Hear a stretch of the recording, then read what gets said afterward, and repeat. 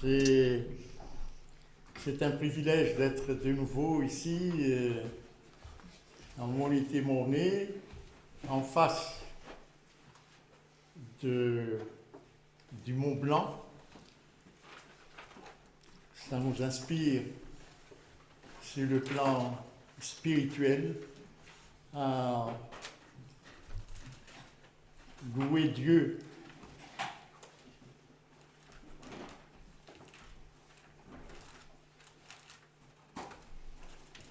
Là.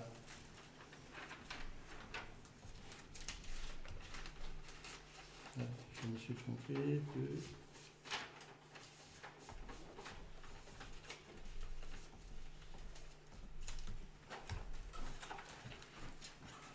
Voilà, je vais ouvrir le fichier.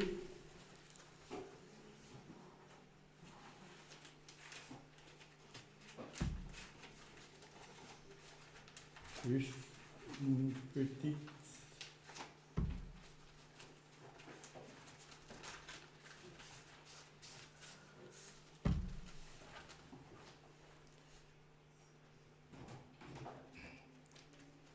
Voilà.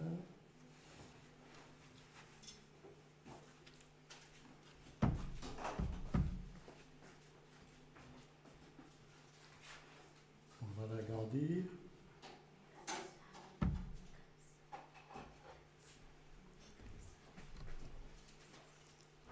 Alors, le titre de notre réflexion ce matin, c'est ce chapitre un tout petit peu difficile et très controversé parmi les chrétiens. C'est le chapitre 2 de Colossiens, le verset 1 à 23. On a lu tout à l'heure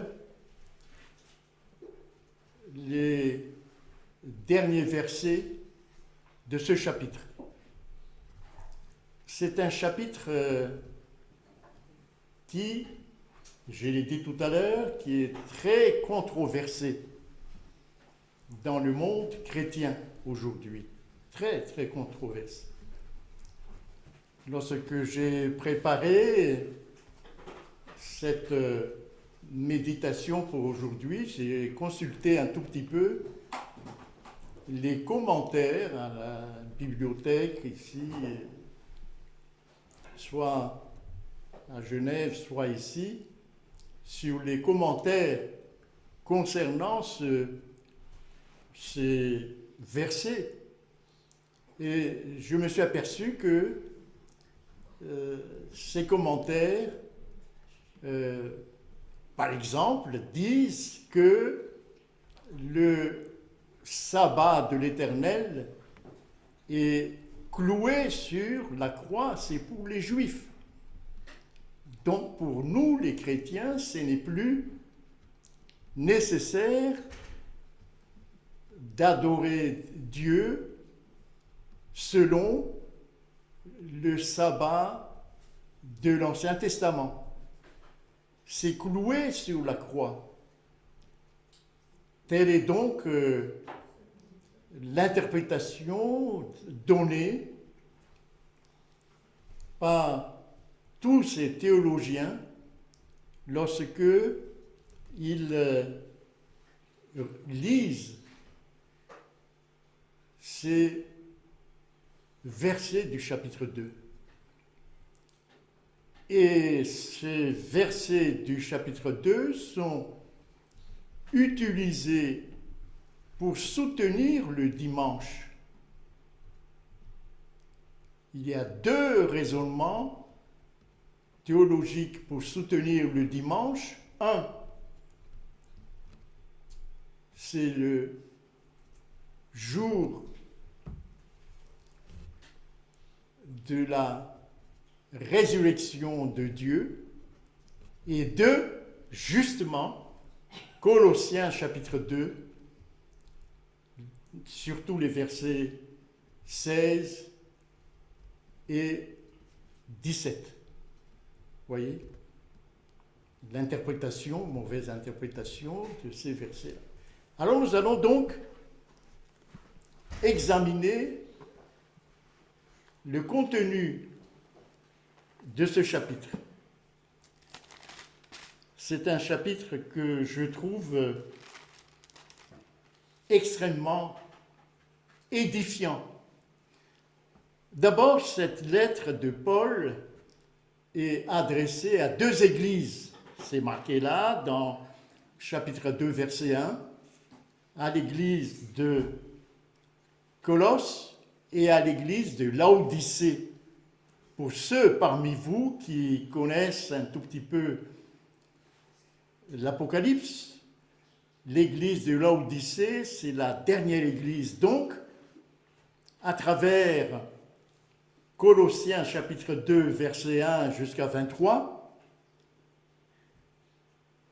ça s'adresse aussi directement à l'église des derniers temps avant la venue de Jésus. Alors si on regarde un tout petit peu le contenu de ce chapitre, on vient de dire tout à l'heure que Paul s'adresse à deux églises très proches l'une de l'autre sur le plan géographique, l'église de Colosse et celle de Laodicée. Alors, ce sont deux églises qui connaissaient des problèmes. Lorsqu'on lit par exemple le chapitre 1 des versets 12 à 14, ce sont des églises qui, dans leur conception de la vérité, étaient perturbées par l'intrusion d'une autre théologie, d'ailleurs d'origine religieuse. On va le voir. Paul leur adresse un message qualifié dans Colossiens chapitre 2, verset 3, par exemple, c'est notre chapitre. Paul leur adresse un message qu'il appelle le mystère de Christ, le mystère de Dieu. Pourquoi il utilise ce mot mystère? Parce que, on va le voir tout à l'heure, cette église de Colosse et de Laodicée cherche d'autres connaissances supérieures, mystères, différentes du message du Christ. On va le voir tout à l'heure, Paul l'appelle une philosophie.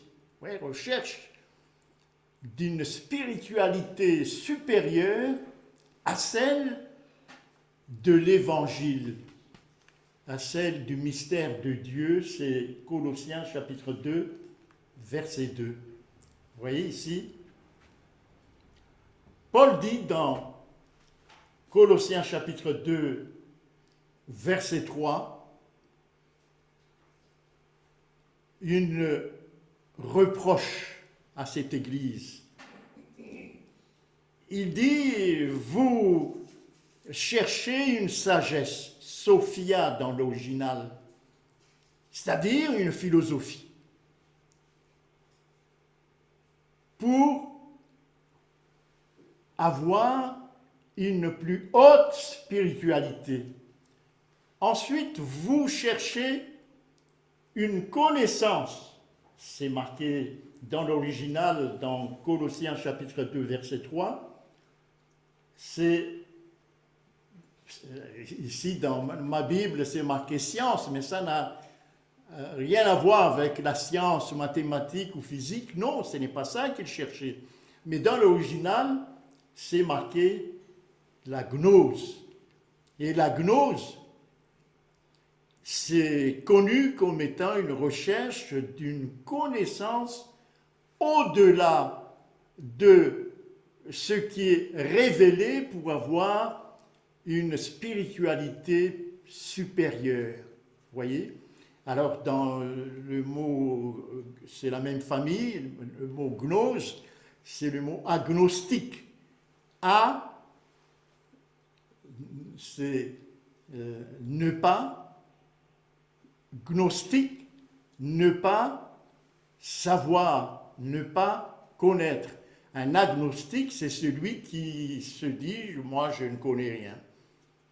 Je suis comme je suis. La religion, ça ne m'intéresse pas. C'est ça ce qu'on appelle un agnostique. Mais ici, ce n'est pas un agnosticisme, mais c'est la gnose. Autrement dit, c'est vraiment la recherche de quelque chose qui est au-delà de ce qui est habituel pour avoir une plus grande spiritualité. C'est ça qu'on appelle la gnose. C'est ça la reproche de Paul ici. Alors il dit,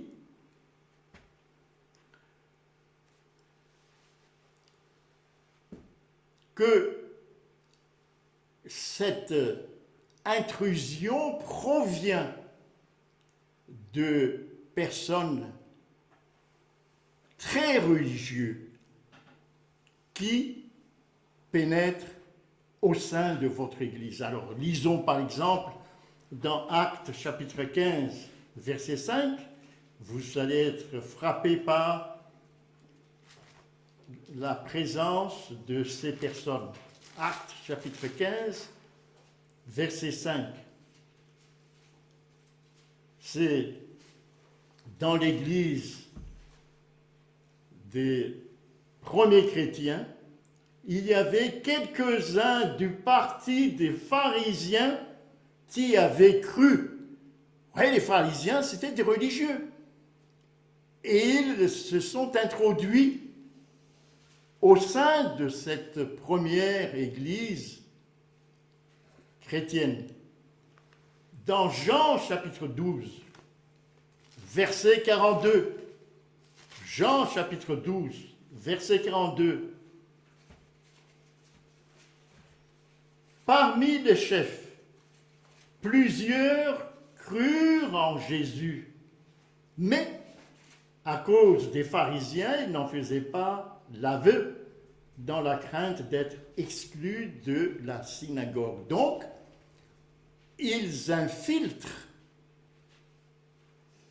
ils croyaient, mais ils agissent en cachette par peur d'être exclus de la synagogue. Vous voyez, ces infiltrations, ce sont des gens qui croient, religieux. Et ces marqués-là, ce sont des pharisiens. Donc ils viennent avec une théologie dans leur cœur. Actes chapitre 6. Actes chapitre 6, verset 7.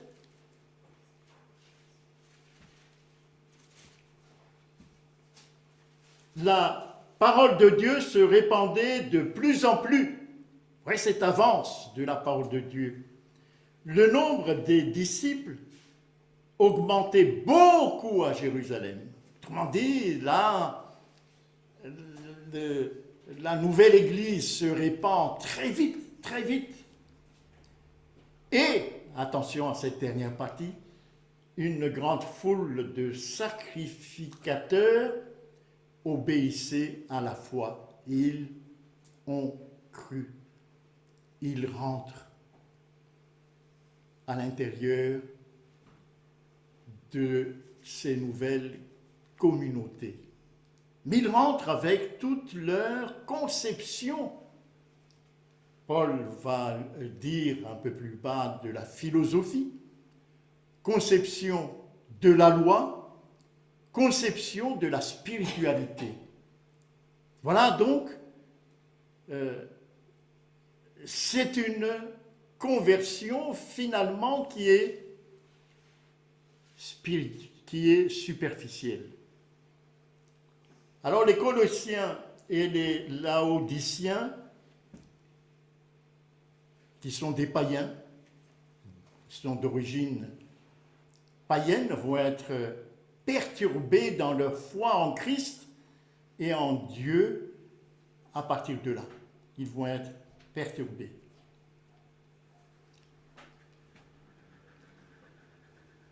Lorsqu'on lit Colossiens chapitre 2, Paul est sévère dans son vocabulaire. Colossiens chapitre 2, verset 8, il dit « Prenez garde que personne ne fasse de vous sa proie ». Dans l'original, c'est traduit par un butin. Autrement dit, il y a là une tentative de prendre les Colossiens et les Laodiciens comme une proie, un butin. Le mot est très fort, le mot original, et Satan rôde comme un lion rugissant, cherchant qui il dévorera. C'est 1 Pierre, chapitre 5, verset 8. Voyez ici, cette pénétration, c'est dans le but de faire de l'Église de Colosse et de Laodicée, de faire de cette Église comme une proie. Vous voyez là l'image d'un animal dangereux, un lion qui cherche une proie. On veut prendre cette Église comme une proie, un butin. Alors, quelles sont ces connaissances mystiques? Puisqu'il est question ici de connaissances, de gnose mystique, connaissances supérieures. Alors Paul le décline ici dans les versets qui suivent, le verset chapitre 8. Il y a d'abord une remise en question de la venue du Christ sur cette terre. Christ, un homme, peut-il être un Dieu, un homme? Vous voyez, donc on réfléchit là-dessus et puis on tire des conclusions. Et c'est le problème des Juifs des temps de Jésus, si vous lisez les évangiles. Ils ne croient pas que Jésus, un homme, est Dieu. Deuxième, est-ce que Christ a-t-il réellement vaincu toute autorité et toute domination? Lui, il est un homme. Est-ce qu'il a réellement vaincu toute autorité et toute domination? Donc, il réfléchit là-dessus et il tire des conclusions. C'est ça la gnose, une connaissance mystique. Et ensuite, ils introduisent, pour être plus proche de Dieu, il faut être circoncis. C'est dans le verset 11 du chapitre 2. Ils introduisent la circoncision. Vous voyez, c'est ça, cette philosophie dont parle Paul ici. C'est une gnose, c'est une connaissance au-delà de ce qui est révélé. C'est ça ce qui met l'église de Colosse et de Laodicée en danger. Si cette église de Colosse et de Laodicée ne fait pas attention, elle sera une proie, un butin entre les pattes de Satan. Alors, À cette époque-là, il y avait dans le milieu juif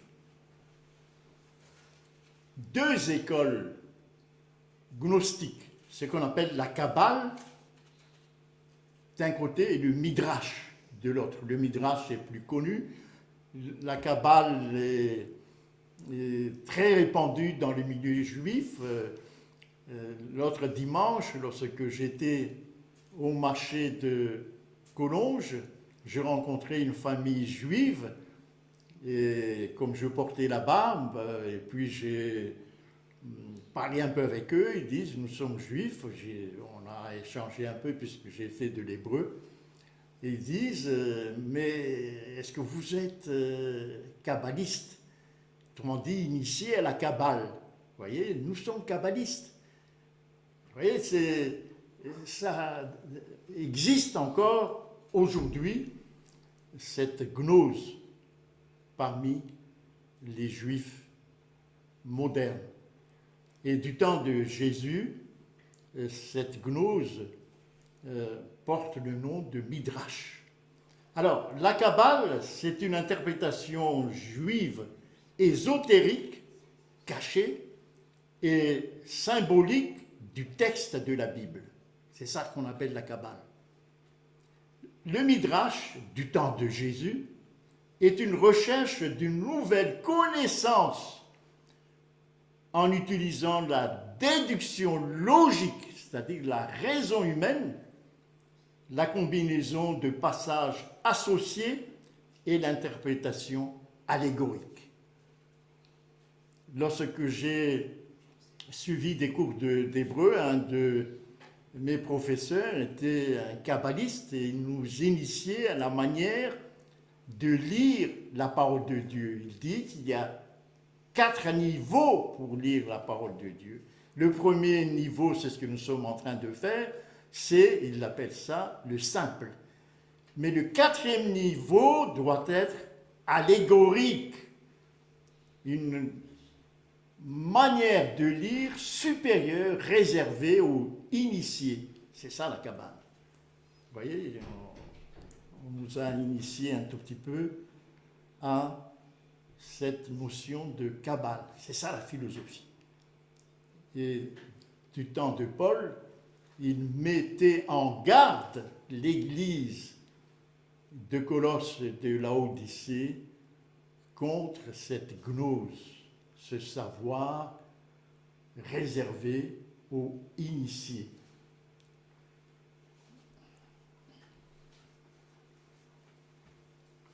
Alors, Paul s'attaque à leur enseignement.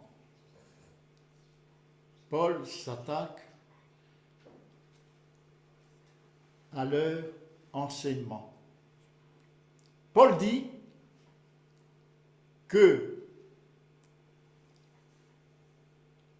Christ nous libère de ces enseignements gnostiques. Christ nous libère de la loi. Voilà les idées principales de Paul. Il n'y a plus de condamnation, Paul dit. Les offenses sont pardonnées, nous sommes pardonnés. Il ne faut pas chercher à obtenir une remise de nos péchés par la gnose. Non, Christ a payé pour nous sur la croix. Voilà ce que dit l'apôtre Paul. Et il développe cette pensée dans Galates, chapitre 3. Galates, chapitre 3, versets 10 à 14. Paul dit, dans Galates, chapitre 3, versets 10 à 14, 1. que les œuvres de la loi sont une malédiction. Vous voyez ici, on a dit tout à l'heure qu'il y avait des pharisiens qui sont rentrés à l'intérieur de l'Église et eux, ils s'attachent aux œuvres de la loi. Et Paul dit directement que les œuvres de la loi sont une malédiction dans Galates chapitre 3, versets 10 à 14. Il dit aussi que la justification ne vient pas de l'observation de la loi, mais vient de la justification par la foi. Vous voyez, parce que ces pharisiens qui se sont introduits à l'intérieur de l'Église prétendent que la justification vient de l'observation de la loi. Paul dit non, la justification ne vient pas de l'observation de la loi, mais vient de la foi en Christ. Troisième enseignement de Galates chapitre 3, versets 10 à 14. Il dit que la loi n'est pas issue de la foi. La loi ne résulte pas de la foi. Il dit c'est le contraire. Car il est impossible de suivre toute la loi, dit Paul.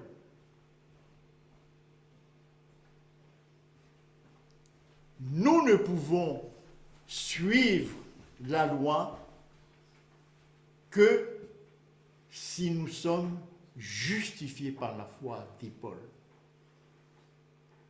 Troisième enseignement, Christ nous a rachetés de la malédiction de la loi en donnant sa vie sur la croix. Et il dit dans Colossiens, idée parallèle, il a cloué sur la croix l'acte des ordonnances qui nous condamnent. Qu'est-ce que Paul veut dire? Et ce que je viens de dire ici est utilisé pour dire, mais vous respectez le sabbat, mais c'est cloué sur la croix.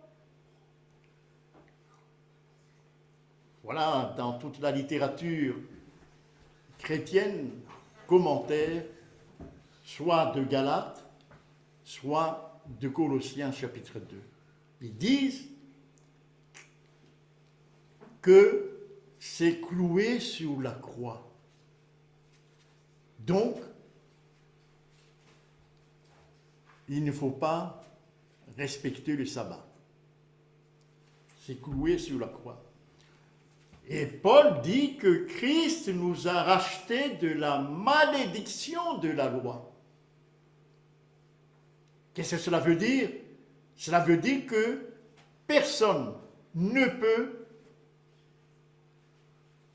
accomplir toute la loi. C'est une malédiction. Et qu'est-ce qu'il a fait pour nous sauver de cette malédiction? Il est mort pour nous sur la croix. Et il suffit par conséquent pour nous d'avoir la foi en lui et nous allons être justifiés en ayant la foi en lui et il nous donne ensuite la possibilité d'accomplir toute la loi par ce qu'on appelle la sanctification. Voilà la thèse soutenue par Paul au sein de cette communauté de Colosse et de Laodicée. Et il dit, il a dépouillé les dominations et les autorités sur la croix. C'est Colossiens chapitre 2, verset Colossiens chapitre 2 et le verset 15. Il a dépouillé les dominations et les autorités et les a livrés publiquement en spectacle en triomphant d'elle par la croix. Toutes les dominations, autrement dit la loi, et Satan aussi, il a remporté la victoire sur la croix, sur toutes ces dominations sur l'homme. Première, sauvé en suivant la loi. Ça, c'est une domination, une charge terrible sur les épaules des croyants. En obéissant à la loi, on va être sauvé. C'est une charge. On ne peut pas, dit Paul. Et deuxième chose, Satan est vaincu sur la croix. Il le dit dans Jean chapitre 12, Jean chapitre 12, je crois, voilà, verset 31. Maintenant a lieu le jugement de ce monde. Maintenant, le prince de ce monde sera jeté dehors. Juste ici, avant sa crucifixion, il a prononcé cette victoire sur Satan. Alors Paul dit, s'il en est ainsi, donc dans Colossiens chapitre 2, dans son raisonnement, Colossiens chapitre 2 et le verset, Colossiens chapitre 2, le verset 16, donc, s'il en est ainsi, c'est-à-dire, je résume, si Christ vous a libéré sur la croix des malédictions de la loi, s'il en est ainsi, si vous êtes libéré par Christ sur la loi, voyez le raisonnement, que personne ne vous juge alors, si vous êtes libéré, que personne ne vous juge, au sujet du manger ou du boire. Ça, c'est dans la dernière partie, ne prends pas, ne goûte pas, ne touche pas. Vous voyez, on impose des restrictions aux gens. Non, vous êtes libre, désormais. Donc, également au sujet de quoi? Au sujet d'une fête, d'une nouvelle lune ou des sabbats. Que personne ne vous juge, soyez libres. On vous impose, ils disent, de manger, du boire. On vous dit de suivre des fêtes, des nouvelles lunes ou des sabbats. Mais Christ a cloué tout ça sur la croix. Vous êtes libres. Et troisième, et pourquoi? Pourquoi Paul fait ces déclarations extrêmement audacieuses? Pourquoi? C'est le verset suivant. C'était l'ombre des choses à venir, mais le corps est en Christ. Ah oui, ce ne sont que des ombres. Pourquoi vous vous attachez à des ombres? Dit Paul aux Colossiens et aux Laodiciens. Pourquoi vous attachez aux ombres? Regardez plutôt l'objet lui-même, mais pas l'ombre. L'objet lui-même, c'est Christ. Voilà ce que Paul dit ici. Alors, les fêtes. Les fêtes se trouvent dans Lévitique, chapitre 23. La liste des fêtes se trouve là-bas, mais je vous laisse le soin de les découvrir. La liste des fêtes. Paul dit que ces fêtes-là ne sont que des ombres. Il ne faut pas revenir sur les fêtes. Alors, lorsqu'on regarde Lévitique chapitre 23, 3 fêtes sont des fêtes printanières et 3 fêtes sont des fêtes d'automne. Il y a donc 6 fêtes. Vous remarquez que parmi les fêtes de Lévitique 23, il ne fait pas du tout mention de ce que Paul appelle ici les nouvelles lunes. Pas du tout. Parmi les 6. En outre, lorsque vous lisez les 4 évangiles, les 6 fêtes, 3 du printemps et 3 d'automne, se trouvent dans les 4 évangiles et Jésus les a respectés. À chaque fois, Pâques, fête de dédicace, fête tout, la Pentecôte, Jésus a respecté dans les 4 évangiles toutes ces fêtes-là. Donc, semble que jusqu'à Jésus, jusqu'à la mort de Jésus, ces fêtes étaient respectées. Mais après, c'est Paul qui libère dans Colossiens chapitre 2, qui est ici, de ces fêtes. Il y a donc un changement. Jésus a respecté les fêtes, mais Paul a dit, Jésus a cloué sur la croix ces ombres-là. Il y a un changement. Il y a un changement. Les fêtes. 3 sont printanières et 3 des fêtes d'automne. Il n'y a pas des nouvelles lunes. Les sabbats. Les sabbats. Il y en a 2 sabbats qui sont annuels et un sabbat qui est septénaire. Lorsqu'on lit Lévitique chapitre 23, il n'y a qu'à lire Lévitique chapitre 23 pour découvrir qu'il y a 2 sabbats qui sont annuels et un sabbat qui est septénaire.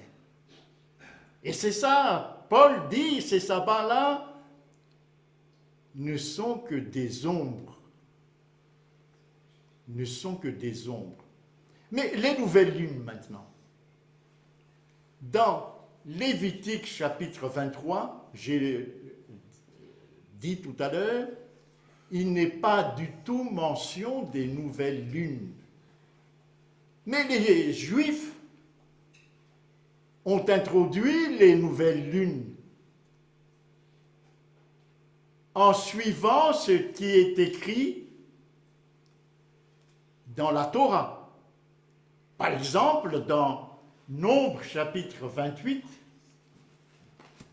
Nombre chapitre 28, vous avez du verset 11 à 15 tous les sacrifices qu'il faut offrir pendant chaque nouvelle lune. Donc 12 fois par an, il faut offrir la liste des sacrifices qui sont ici.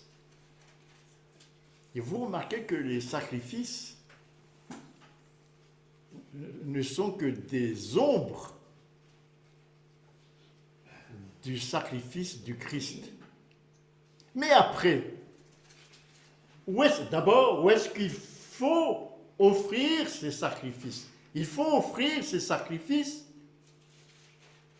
au temple ou devant le tabernacle. Pas question d'offrir ces sacrifices devant chaque maison individuelle. C'est marqué noir sur blanc de cette manière dans la Bible. C'est au temple. Mais après,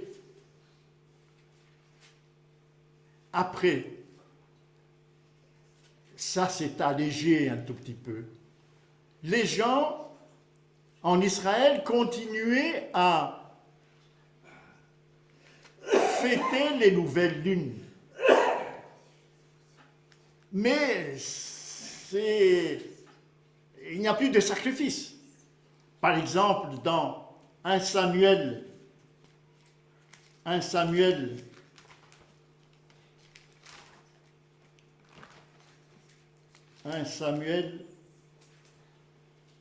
chapitre 20, verset 5, juste un exemple, où les gens se sont relâchés puisqu'ils se sont aperçus que ce n'est pas dans Lévitique, chapitre 23. 1 Samuel, chapitre 20, verset 5, qu'est-ce qu'il est dit?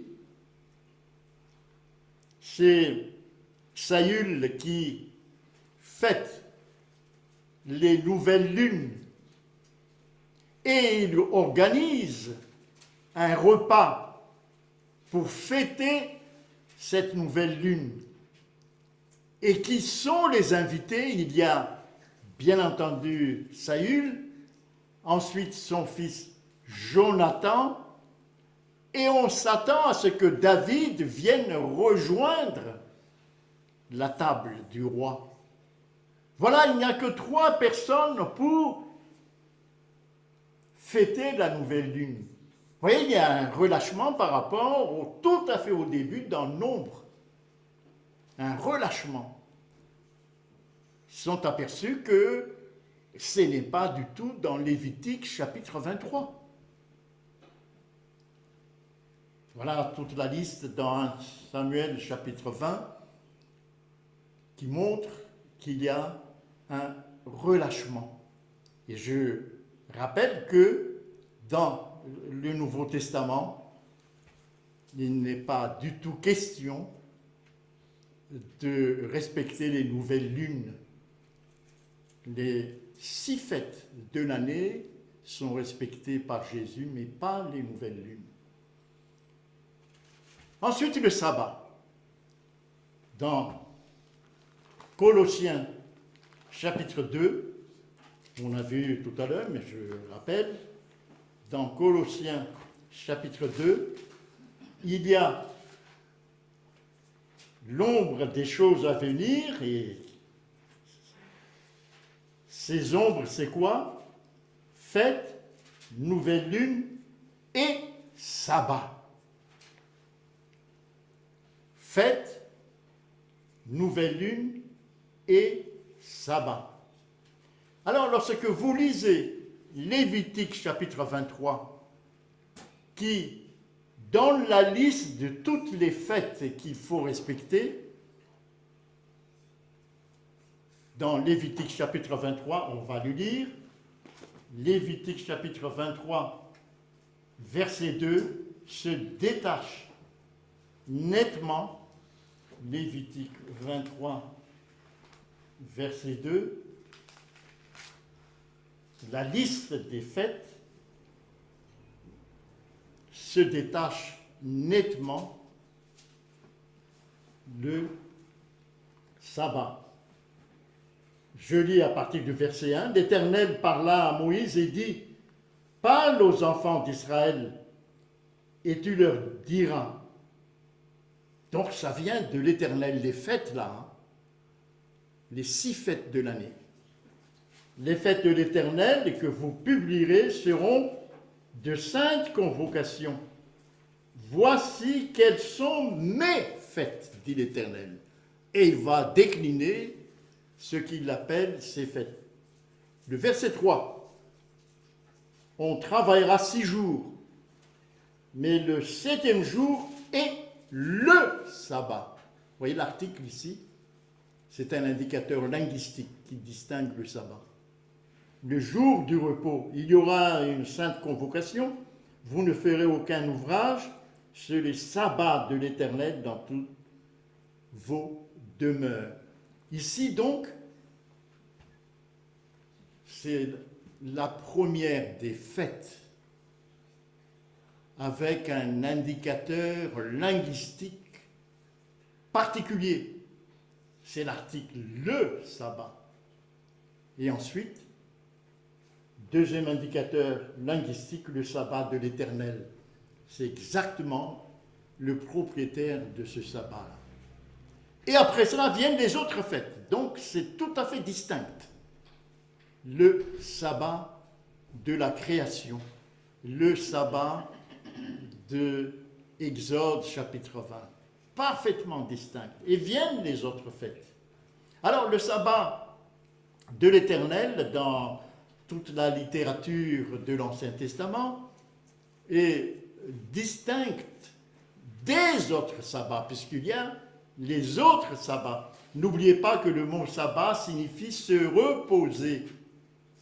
Genèse chapitre 2, verset 3. Se reposer, voilà ce que signifie le mot sabbat. C'est pour ça que lorsque vous lisez Lévitique chapitre 23, pour chaque fête, c'est marqué sabbat, sabbat, sabbat.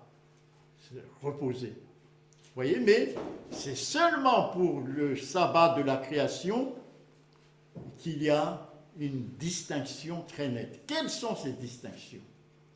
On appelle ça des marqueurs linguistiques. Le premier, mes sabbats. Vous voyez, c'est adjectif possessif, pluriel.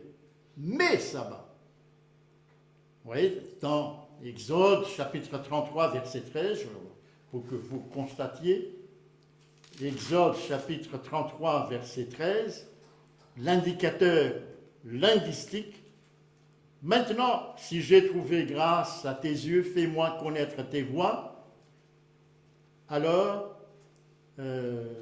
33, verset Exode, chapitre 33, verset 13. Hein, pourquoi voyons Lévitique 19. Je crois que je me suis trompé. Lévitique 19, verset 3. Lévitique 19, verset 3. Chacun de vous respectera sa mère et son père et observera, voilà l'indicateur linguistique, mes sabbats. Il est question ici du sabbat de la création. Un autre indicateur linguistique, c'est l'article, le. Dans Ésaïe chapitre 58, Ésaïe 58, Ésaïe 58, vous le trouvez le verset 13, Ésaïe 58 et le verset 13, le verset 13, il est dit, le sabbat, si tu retiens ton pied pendant le sabbat, cet article définit le sabbat. Vous voyez, c'est un indicateur linguistique qui distingue le sabbat de la création des autres sabbats. Des autres sabbats. Ensuite, ton saint sabbat, c'est un autre indicateur linguistique, et il y a un verbe que la Bible utilise comme indicateur linguistique pour le sabbat, c'est dans Ésaïe chapitre 56 et le verset 2 par exemple. Ésaïe 56 et le verset 2. Heureux l'homme qui fait cela, et le Fils de l'homme qui demeure ferme, gardant le sabbat, le verbe garder. Nous allons voir que pour les autres sabbats, l'indicateur linguistique verbal, ce n'est pas garder, c'est le verbe humilier. Vous vous humilierez. Vous voyez, c'est très nette distinction dans le cadre de ce qu'on appelle indicateur linguistique. Alors, les autres sabbats, autres que le sabbat de la création, c'est marqué comme leur indicateur linguistique, votre sabbat. Lévitique chapitre 23, par exemple, vous voyez, il dit clairement dans le même chapitre 23 de Lévitique, Lévitique chapitre 23, même chapitre, deux indicateurs linguistiques différents pour le sabbat de la création et le sabbat qu'on appelle cérémoniel. Le sabbat 23, verset 32. Ce sera pour vous un sabbat, un jour de repos, puisque sabbat, venir, se reposer. Et vous, voilà le verbe, humilierez vos âmes. Le verbe humilier. C'est chapitre 23, verset 32. Voilà l'indicateur. À chaque fois que c'est le sabbat cérémoniel, ce verbe est présent. Tandis que pour le sabbat de la création, l'indicateur linguistique verbal, c'est garder. Oui, différence entre les deux types de sabbat. Le sabbat de la création, d'un côté, et les autres sabbats de l'autre. L'indicateur linguistique, verbal, pour le sabbat de la création, c'est garder, tandis que pour le sabbat cérémoniel, pour les autres sabbats, c'est humilier. Il est clair par conséquent que il y a une différence très nette entre le sabbat de l'Éternel et le sabbat cérémoniel. Le sabbat cérémoniel, c'est celui des fêtes, selon Lévitique chapitre 23. Et finalement, c'est le dernier point, l'introduction d'une ascèse au sein de l'église de de Colosse et de Laodice. L'introduction d'une ascèse. Ce qu'on appelle l'ascèse, c'est une discipline spirituelle et corporelle pour atteindre un niveau supérieur de spiritualité. Voilà ce qu'on appelle une ascèse. À titre d'introduction, il y a une église catholique, bon, je le dis, c'est enseigné dans l'église catholique ce qu'on appelle formation spirituelle, une ascèse. Lorsque j'étais en Polynésie, j'étais en contact direct avec les pratiquants de cette ascèse. Vous voyez, j'ai découvert beaucoup de choses en Polynésie à cette époque. Voici donc en Polynésie un membre de notre communauté là-bas, un jeune, brillant, qui parle bien anglais, qui s'occupe bien de l'entreprise familiale avec son père, et il est contacté par les jésuites du coin. Et là, je découvre que les jésuites sont extrêmement actifs dans cette île. Il m'a dit, on nous a rassemblés dans un endroit magnifique. J'ai tenu à regarder cet endroit, une vallée magnifique qui se prête bien à des rencontres spirituelles. On nous dit de venir le vendredi.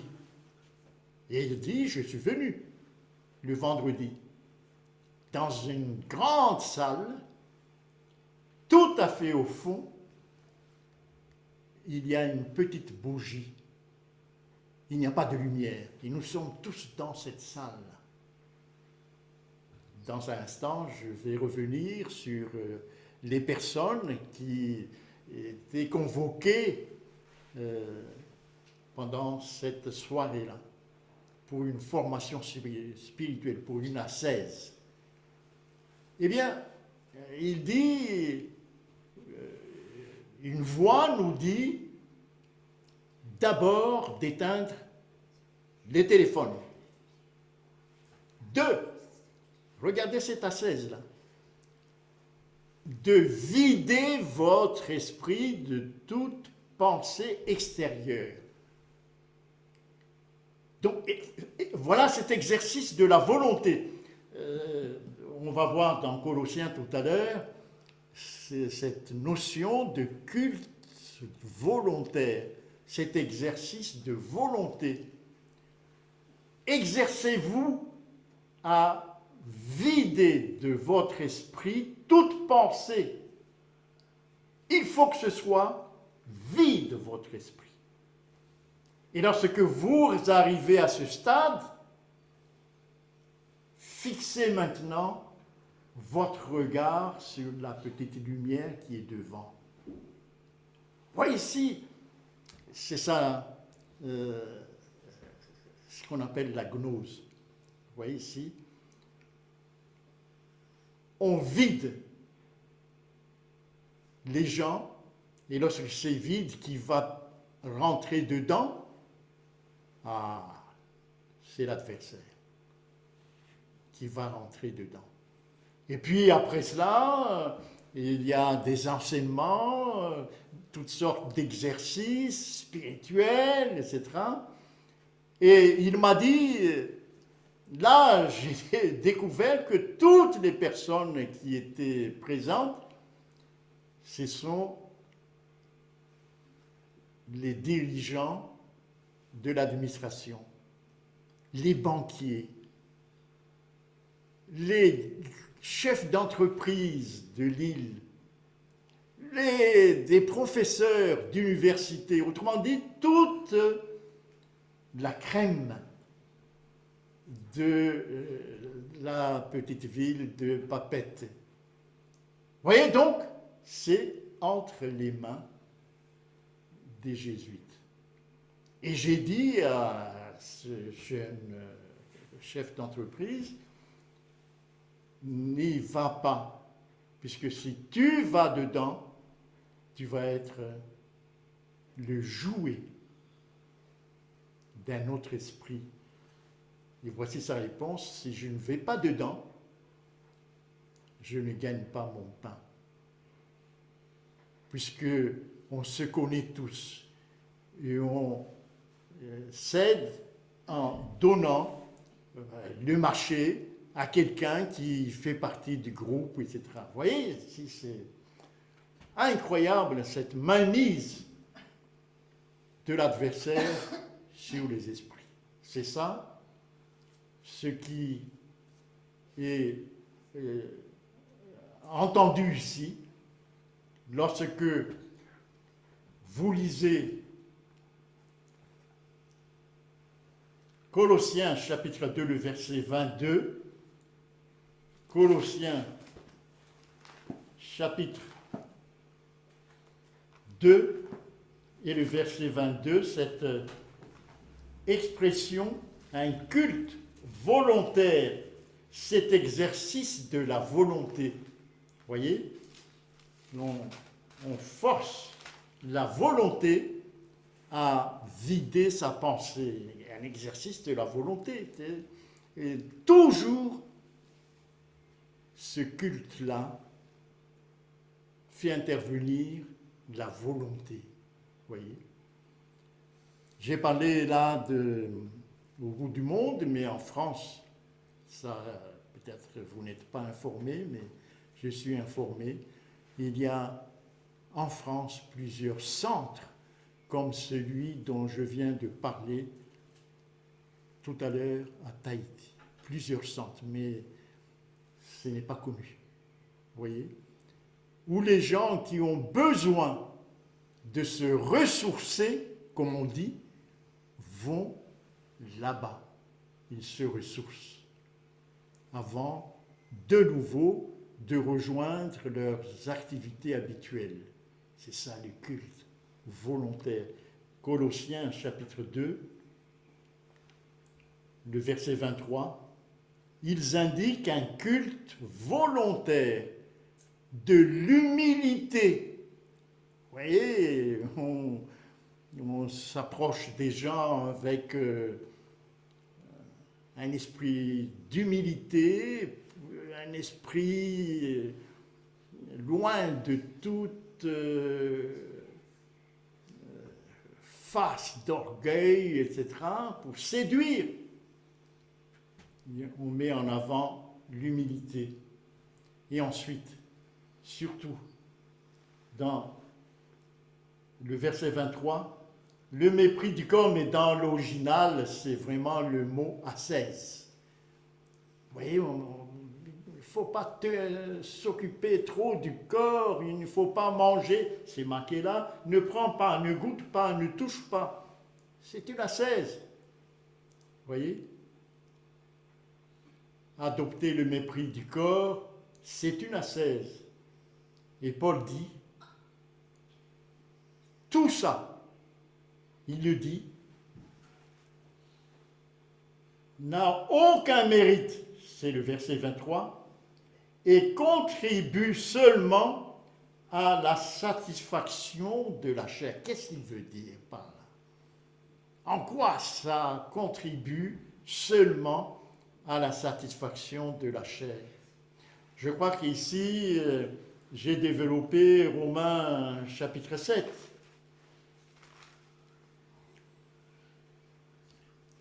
Et aussi, également Romains chapitre 8 auprès de vous.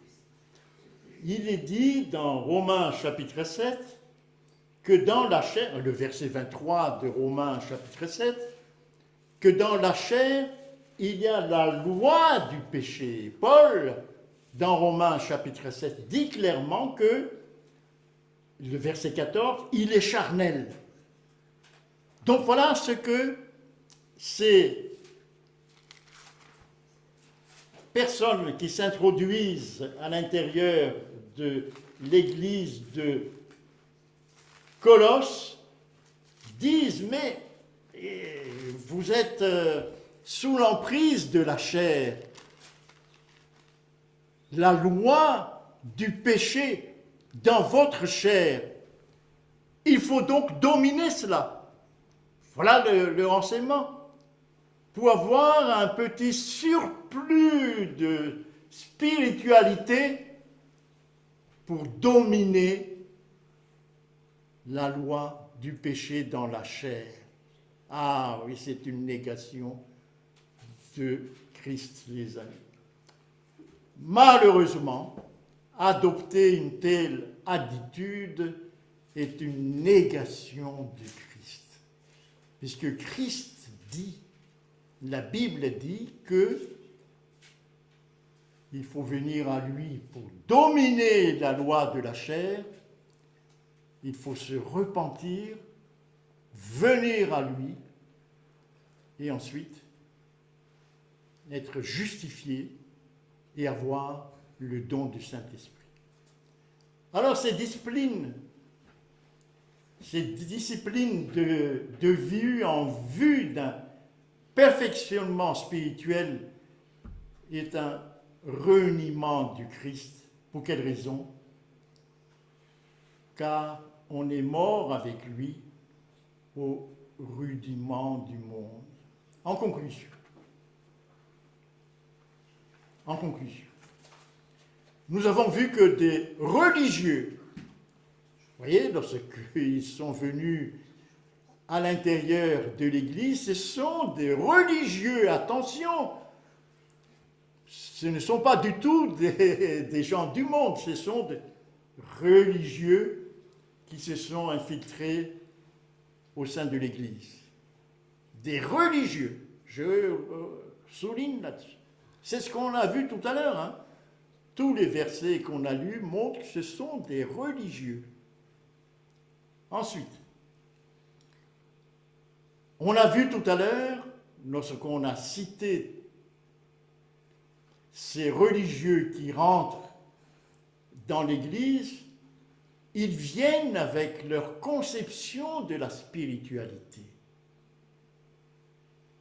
avec leur théologie. avec leur philosophie. Ils viennent avec tout ça comme bagage et ils l'introduisent à l'intérieur de l'Église. C'est ce qu'on a vu. Et selon leur doctrine, pourquoi? Parce que ils veulent combattre la loi du péché qui est dans la chair.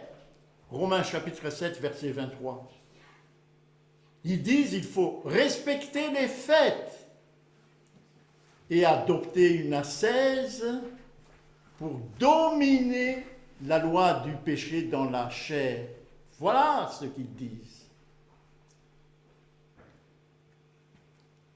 Ils ne s'aperçoivent pas qu'en faisant ainsi, ils renient le Christ. Ils ne comprennent pas qu'ils sont morts avec Christ au rudiment du monde. Colosse chapitre 2, verset 3.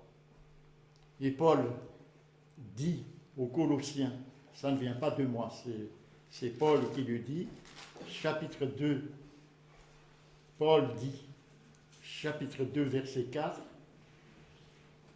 que personne ne vous trompe par des discours séduisants.